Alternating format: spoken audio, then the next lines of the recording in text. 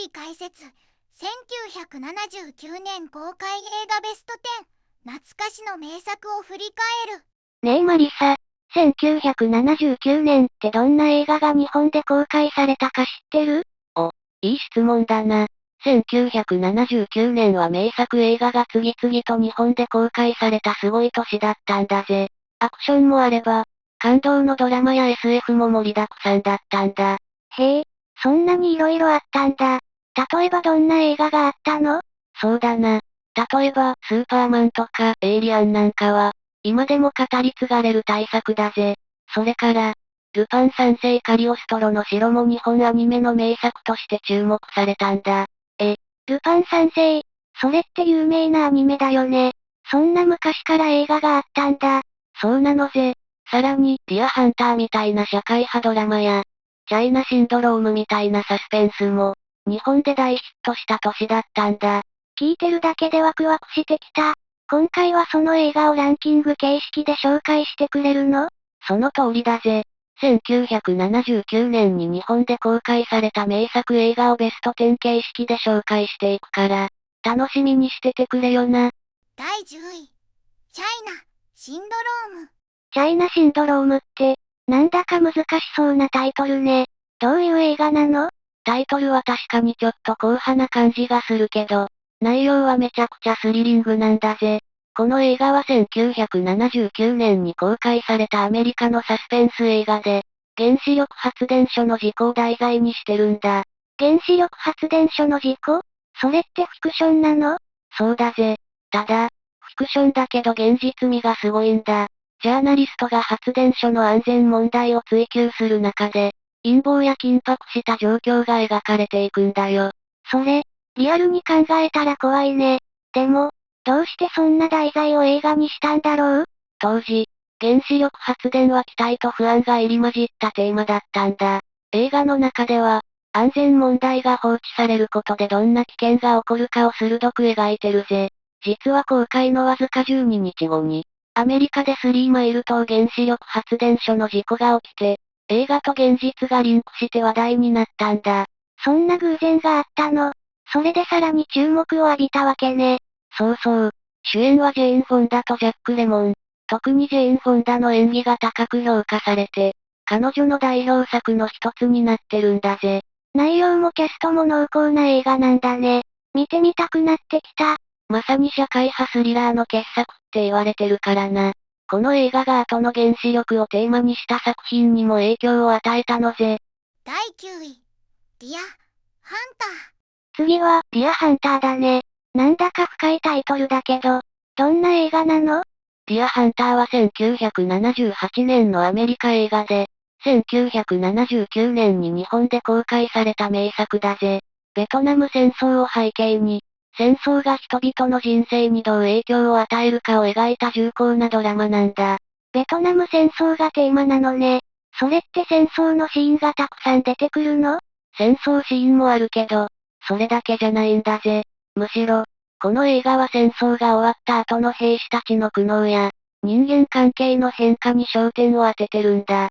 3人の幼馴染が戦争に巻き込まれて、友情や人生がどう変わっていくかが丁寧に描かれてる。それってかなり感情移入しそう。キャストは誰が出てるの？主演はロバート・デ・ニーロだぜ。彼の演技は圧巻で、戦争から帰還した後の複雑な感情を見事に表現してるんだ。他にもクリストファー・ウォーケンや、メリル・ストリープといった大物俳優が出演してるんだぜ。デニーロにウォーケン、それにストリープ、すごいキャストだね。それで、この映画の見どころはどこなの？やっぱりロシアンルーレットのシーンだな。あのシーンは映画史に残るほど衝撃的で、見る人に強烈な印象を与えるぜ。そして、戦争の悲惨さや人間の内面を深く掘り下げているところが、この映画の本当の魅力だ。そんなに印象的な映画なら、一度見てみたいな。そうだろ？しかも、この映画はアカデミー賞で作品賞を含む5部門を受賞してるんだ。映画史に名を刻んだ傑作だから、絶対に見る価値があるぜ。第8位。ルパン三世、カリオストロの城。次は、ルパン三世カリオストロの城だね。これってアニメ映画だよね？そうだぜ。ルパン三世の映画シリーズの中でも特に名作と言われている作品なんだ。1979年に公開されたんだけど、宮崎駿が初めて監督を務めた映画でもあるんだぜ。宮崎駿が監督。それってジブリ作品みたいな感じなの？まあ、ジブリの前身とも言える雰囲気だな。この作品には、宮崎駿の独特なファンタジー感やキャラクターの温かさが詰まってるんだぜ。ルパンがいつもの泥棒らしい一面を見せながらも、正義感たっぷりのヒーローとして描かれているんだ。それって、ルパンが悪党だけど実はいい人って感じ？まさにその通りだぜ。この映画では、ルパンがヒロインのクラリスを救うために奮闘するんだ。カリオストロ伯爵という悪党が彼女を利用して巨額の偽札を作ろうとしていて、それを阻止するためにルパンが動き出すって展開だな。ヒロインを助けるルパン。かっこいい。クラリスってどんなキャラクターなの？クラリスはお姫様みたいなキャラクターで、とても純粋で可憐なんだ。ルパンとの関係性が物語の鍵になっていて、彼女を守るルパンの姿に胸を打たれるぜ。へえ、ストーリーも面白そう。アクションシーンとかもあるの？もちろんだぜ。ルパンらしい派手なアクションやカーチェイスはこの映画の見どころだ。それに、背景美術も素晴らしくて、カリオストロの城やその周辺の風景がとても幻想的に描かれているんだ。ストーリーも映像も楽しめそうだね。見てみたくなってきた。この映画はただのアニメ映画じゃなくて、アニメーションの可能性を広げた名作と言われてるんだ。ルパンシリーズの中でも特に人気が高いから、絶対見る価値があるぜ。第7位、天国から来たチャンピオン。次は、天国から来たチャンピオンね。どんな映画なのかしら？天国から来たチャンピオンは、1978年に公開されたアメリカのファンタジー映画だぜ。主人公のジョー・ペンドルトンは、アメリカンフットボールの選手なんだ。アメフトの選手が主人公なのね。どんなストーリーなの？ジョーは交通事故で命を落とすんだけど、実は天国の手違いで、まだ寿命が残っていたんだ。そこで、別の人間の体を借りて地上に戻ることになるんだぜ。天国の手違いで別の体に？それは面白い設定ね。ああ、ジョーは大富豪のレオ・ファーンズワースの体を借りることになるんだ。彼は妻のジュリアとその愛人トニーに殺される運命だったんだけど、ジョーがその体に入ることで物語が展開していくんだ。それで、ジョーはどうするの？ジョーはレオとしての生活を送りながら、元のアメフト選手としての夢を追い続けるんだ。そして、ベキという女性と出会い、恋に落ちるんだぜ。恋愛要素もあるのね。キャストは誰が出演しているの？ジョー役はウォーレン・ベイティ、ベテ役はジュリー・クリスティが演じているんだ。二人の演技がこの映画の魅力を引き立てているんだぜ。なるほど。面白そうな映画ね。ああ、コメディとファンタジーが融合した名作だから、ぜひ見てみてくれ。第6位、マッドマックス。次は、マッドマックスね。タイトルだけでアクション全開って感じだけど、どんな映画なの？その通りだぜ。マッドマックスは1979年に公開されたオーストラリア映画で、低予算ながら大ヒットを記録したアクション映画なんだ。監督はジョージ・ミラーで、この作品が彼の名を世界に広めたんだぜ。へえ、どんなストーリーなの？荒廃した近未来のオーストラリアが舞台だ。主人公は警官のマックス・ロカタンスキー。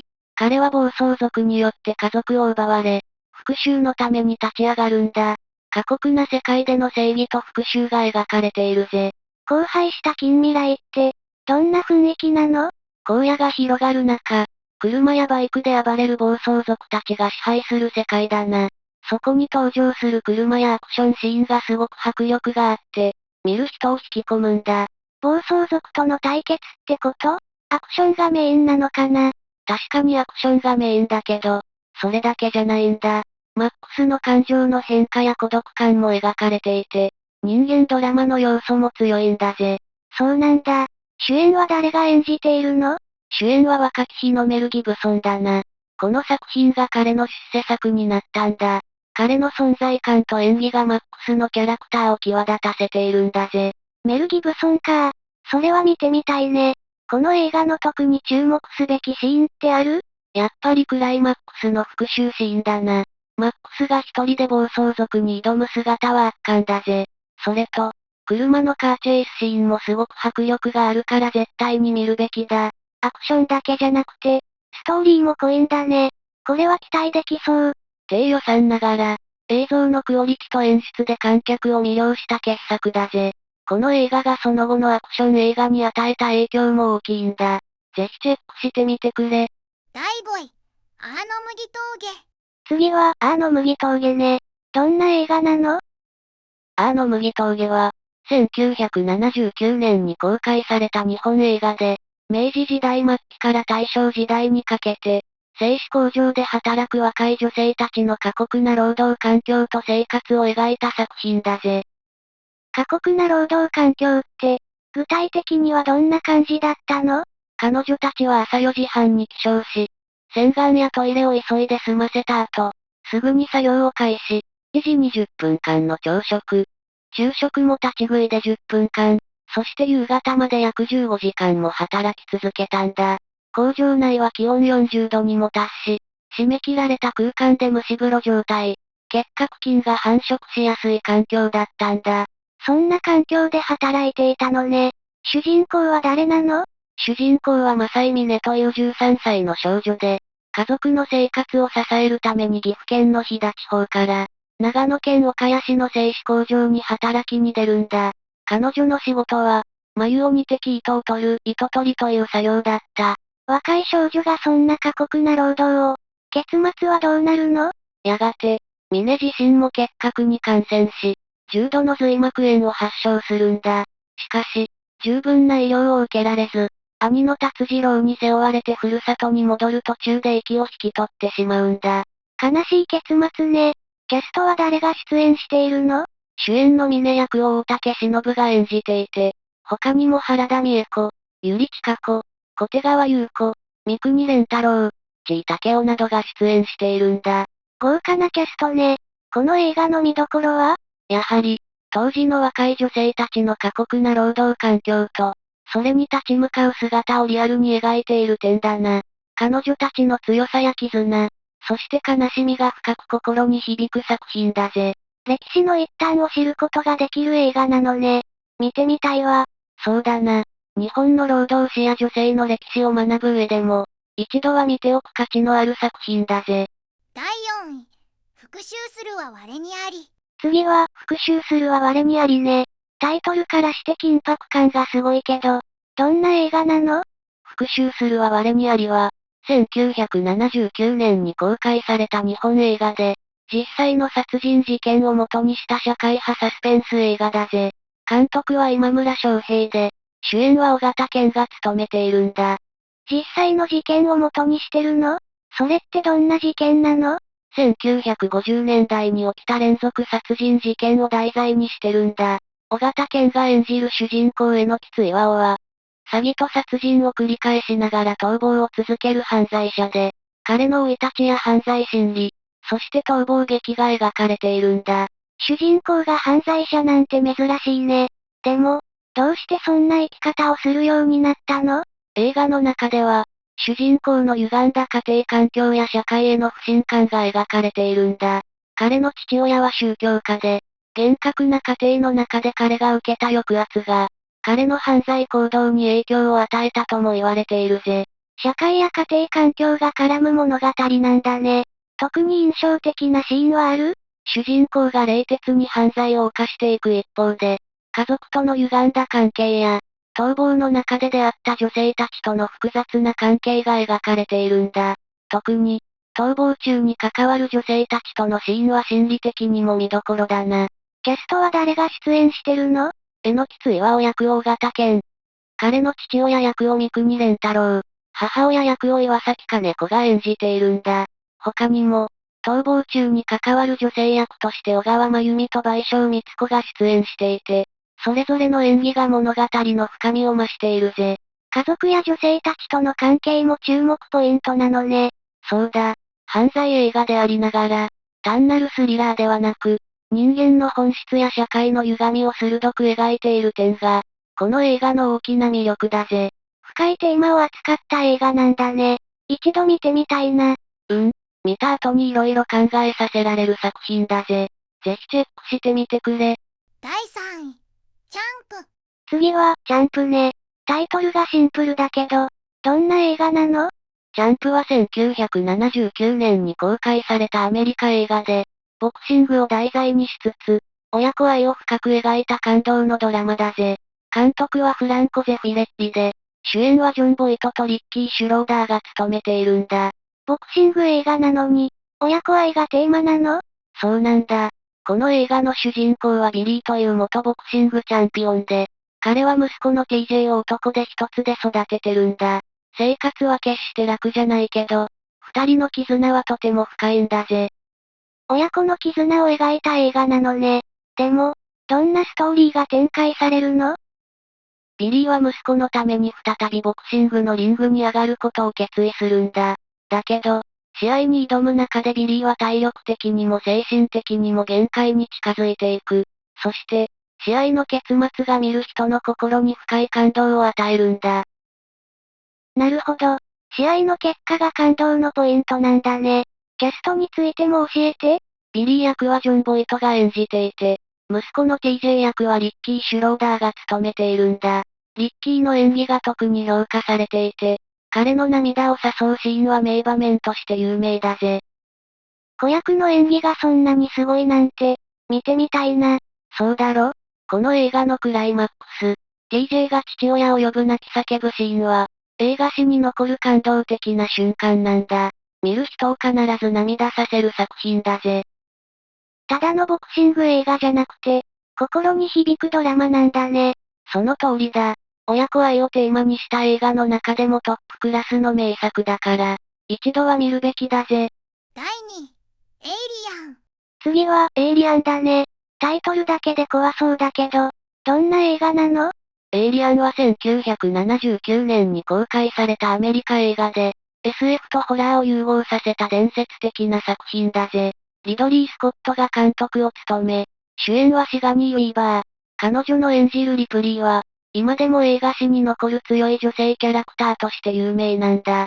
強い女性キャラクター？どんなストーリーなの？宇宙貨物船のストロモ号が舞台で、船員たちは謎の SOS 信号を受けて未知の惑星に降り立つんだ。そこで彼らは恐ろしいエイリアンの卵を発見し、船に持ち帰ったことから恐怖の連続が始まるんだぜ。それってエイリアンが船の中で暴れるの？その通りだ。エイリアンは驚異的な進化を遂げて次々に船員を襲い始めるんだ。しかも、密閉された宇宙船の中で逃げ場がないという絶望感が、この映画のホラー要素をさらに引き立てているんだぜ。密閉空間でエイリアンと対峙するなんて、想像しただけで怖いわね。見どころはどこなの？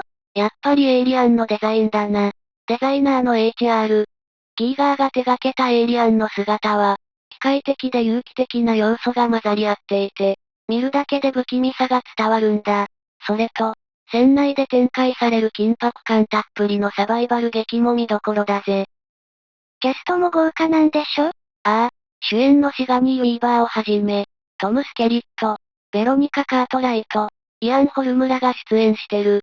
特にシガニーの演じるリプリーが孤独にエイリアンと立ち向かう姿は、本当に心に響くぜ。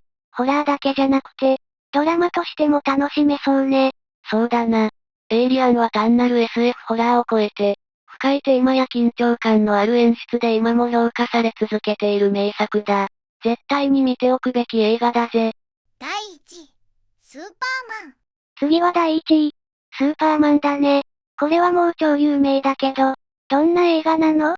その通りだぜ。スーパーマンは1978年に公開されたアメリカ映画で、日本では1979年に公開されたんだ。